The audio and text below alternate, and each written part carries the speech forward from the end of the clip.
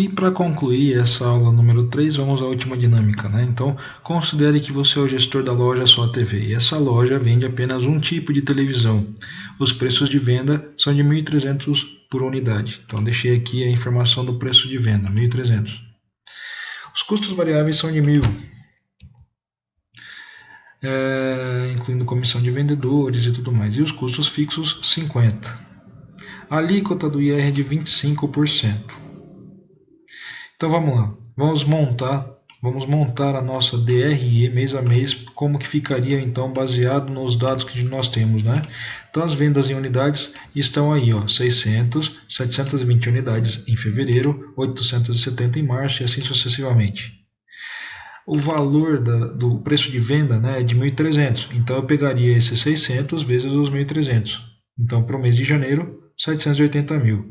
Lá em fevereiro, se eu pegar os 720 e multiplicar pelos 1.300, eu chego em 936 mil e esses são os valores dos outros períodos. Bom, de custo fixo, conforme mencionado, o valor é de 50 mil reais, né? Então, pegamos os 50 mil mês a mês. E os custos variáveis são unitários de R$1.000, então eu pego esses R$1.000 e multiplico pelas quantidades vendidas. Então, para o mês de janeiro, 600 mil, mês de fevereiro, 720 e assim por diante. Então vamos calcular o nosso LAGIR, faturamento menos os custos. Para o mês de janeiro, 130, fevereiro, 166 e assim por diante para os demais meses. Sobre essa base, calculamos o imposto de renda, que é de 25%, né? Então está aí os valores mês a mês, chegando-se num resultado de 97.500 em janeiro, 124.500 em fevereiro, 158.250 em março, 196.500 em abril e 243.750 em maio. E agora vamos visualizar como que ficaria o nosso fluxo de caixa, né, de acordo com essa mesma estrutura da DRE, só que na visão caixa. Aqui visão competência e agora visão caixa. Então, considerando essas quantidades de venda e tal, vamos entender que o faturamento que eu vendi em janeiro, eu só vou receber conforme dados do exercício, tá? Eu só vou recebê-lo daqui 3 meses. Então, se eu vendi em janeiro e vou receber daqui 3 meses, então, ó, 30, 60, 90 dias ou 3 meses. Então, esse faturamento de 780 que eu vendi em janeiro, vou recebê-lo em abril. E aquele que eu recebi, que eu vendi em fevereiro, vou recebê-lo em maio. O que eu vendi em março, em tese, eu receberia em junho e assim sucessivamente, tá ok? Custos fixos. Os custos fixos serão pagos em 30 dias, não é isso? Você deverá pagar os seus custos variáveis em 60 e os fixos em 30. Então, aqueles custos fixos ocorridos no mês de janeiro vão ser pagos em fevereiro, considerando-se 30 dias. Os de fevereiro vão ser pagos em março, considerando os 30 dias. E assim por diante. Os de março em abril, os de abril pagos em maio, e se o exercício continuasse, os de maio seriam pagos aqui no mês de junho. Com relação aos variáveis, os variáveis, conforme é mencionado, você vai pagar em 60 dias. Se você vai pagar em 60 dias, então aqueles 600 mil de janeiro, você vai pagar após 60 dias. Portanto, 30, 60. Você vai pagar esses 600 mil aqui em março. Aquele de fevereiro, 60 dias, você vai pagar em abril. O de março, 60 dias, você pagaria em maio e assim sucessivamente. Bom, fazendo esses cálculos, chegamos no LAGIR, né? E do LAGIR aplicamos o imposto de renda, ou melhor, nesse caso, esquece que eu falei, o imposto de renda, né, é uma exceção. Por quê? O imposto de renda ele é devido. Porque assim, ó, você tem que pagar ele no momento em que ele ocorreu. Então, se o imposto de renda é devido em janeiro, no mês de janeiro eu vou ter que considerar esse imposto de renda. Não tem como eu pagá-lo só daqui 30 dias ou 60 dias, né, porque ele é devido no mês de janeiro. Então, com relação ao imposto de renda, não há o que se fazer. Então, como que ficaria então o nosso fluxo de caixa para o mês de janeiro? ficaria negativo em 32.500 porque eu não tive entradas, somente saídas. No mês de fevereiro, idem, né? Eu tive somente saídas. No mês de março, idem, ficaria negativo. No mês de abril também negativo e no mês de maio, apesar de eu ter faturamento nesses 2 meses, ainda me apresentaram fluxos negativos, ok?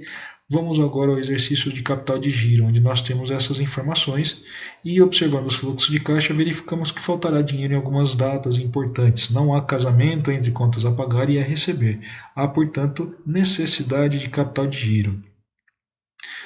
Bom, vamos lá. Como que seria então o nosso fluxo de caixa?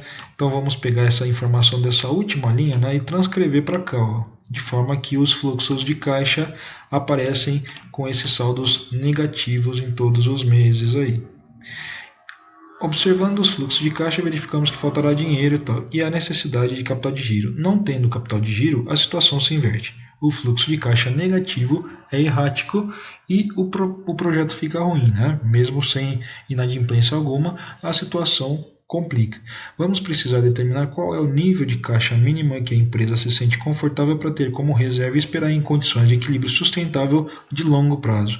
Vamos supor que nesse exemplo seja um nível adequado de R$ 2.000 e vamos considerar que essa reserva não venha a ser utilizada.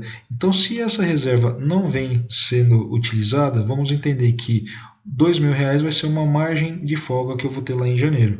Então, a minha necessidade de caixa para o mês de janeiro seria de 2.060, ou seja, R$ 60 para cobrir aquele rombo no meu caixa e os R$ 2.000 de margem de folga, né? E o meu saldo final de caixa, levando-se em consideração que eu teria R$ 60 para cobrir o meu fluxo de caixa negativo, o meu saldo final de caixa seria de 2.000. Bom, só que vamos imaginar que essa margem de folga eu não utilizei, então ela vai se arrastando para os outros períodos, né?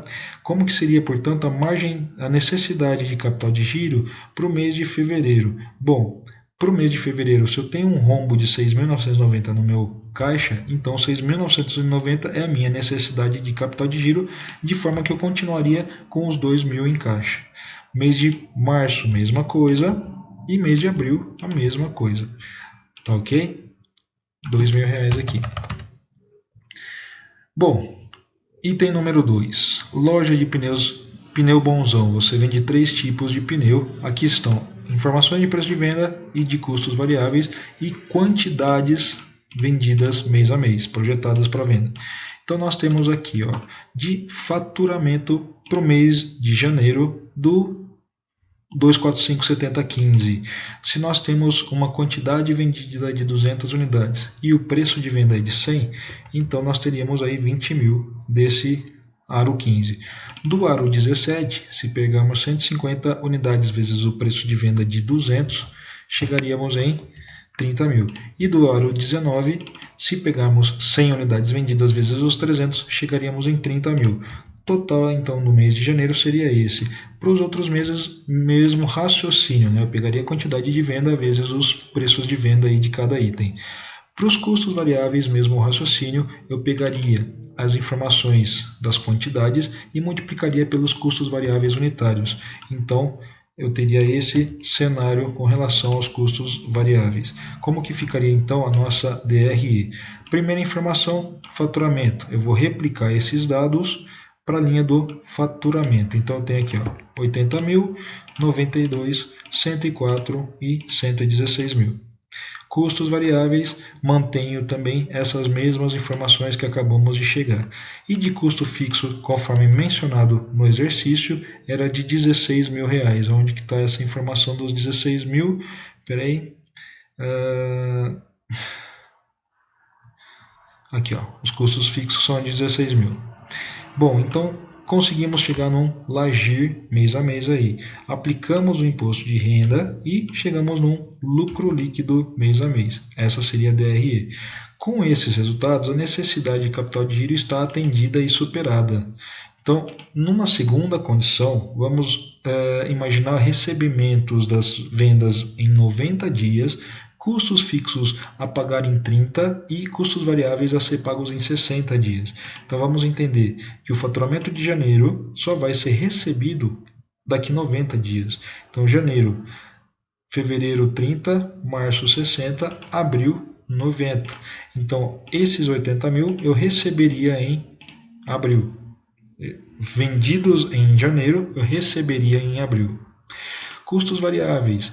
Aquele de janeiro eu vou pagar em 60 dias. Então, se eu estou em janeiro, 30 dias fevereiro, 60 dias em março. Tá ok? O de fevereiro eu pagaria em abril e assim sucessivamente. E dos custos fixos eu vou pagá-lo em 30 dias. Então, aquele custo fixo de janeiro eu pago em fevereiro. O de fevereiro eu pago em março. O de março eu pago em abril. Então, como que ficaria o nosso LAGIR? Bom, em janeiro não houve pagamentos nem recebimentos na visão caixa. Em fevereiro houve pagamentos, então ele ficou negativo.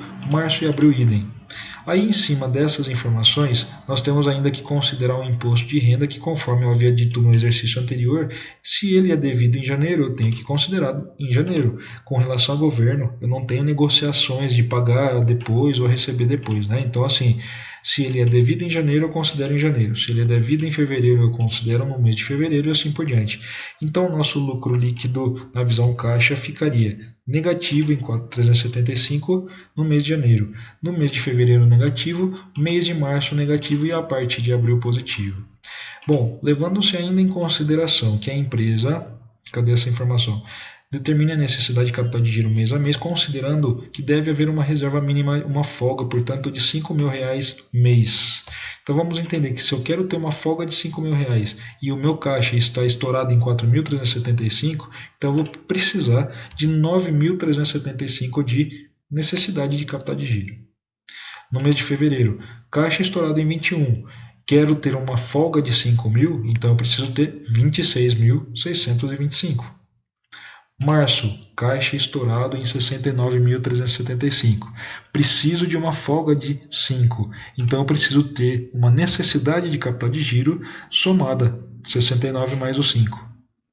E abril, vamos entender que se eu tenho 2.375 positivo em caixa e eu só preciso ter uma folga de 5, então eu posso complementar em 2.625 para que eu fique com uma reserva de R$5.000, ok?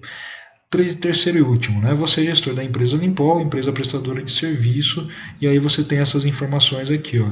Preço de venda, custos variáveis, alíquota do IR e volumes de projeção de vendas. Então vamos montar nossa DRE de acordo com essas quantidades vendidas, onde o faturamento seria a quantidade vendida vezes o preço de venda, né? Então para o mês de janeiro vocês teriam 300 mil, fevereiro esse valor, março e abril. Dos custos fixos, a informação é de 20 mil mês. E dos custos variáveis, se nós pegarmos essas quantidades vendidas vezes os custos variáveis unitários, chegaríamos em 114 mil para janeiro. Em fevereiro, pegando essas 340 unidades de projeção de vendas, multiplicando pelos custos variáveis, chegaríamos em 129.200. Março, 136.800 e abril, 152. LAGIR nós já teríamos, portanto. O LAGIR seria a base do imposto de renda. Calcularíamos 32%, que é a alíquota. Ok? E chegamos nesses resultados, portanto, da DRE. Né? Bom, para DFC, o que mudaria então? Nós teríamos essas quantidades vendidas, o faturamento seria daqui 90 dias, então se eu vendi em janeiro, eu vou receber em 90 dias, portanto eu vou receber lá em abril. Custos fixos eu vou pagar em 30, então o de janeiro eu pago em fevereiro, o de fevereiro eu pago em março, o de março eu pago em abril. Custos variáveis pago em 60 dias, então se eu tenho um custo variável lá em janeiro e eu vou pagá-lo daqui 60 dias, significa que eu vou pagar ele somente em março, né? E o de fevereiro eu vou pagá-lo em abril. Montamos aí o LAGIR, né? O LAGIR nesse caso, janeiro como não teve receitas nem custos é zero, fevereiro só teve custos, março só teve custos e abril apesar de ter... Não, em abril eu tive um faturamento maior do que custos, então eu fiquei com um saldo positivo de LAGIR. Bom, aí com relação ao imposto de renda, lembrando que se ele é devido no mês, ele tem que ser pago no mesmo período, né? E se ele é devido, ele tem que ser considerado na visão caixa. E agora a gente fecha. Então, como só houve o pagamento, só houve saídas, o caixa de janeiro ficou negativo, o de fevereiro também negativo, março negativo e abril positivo.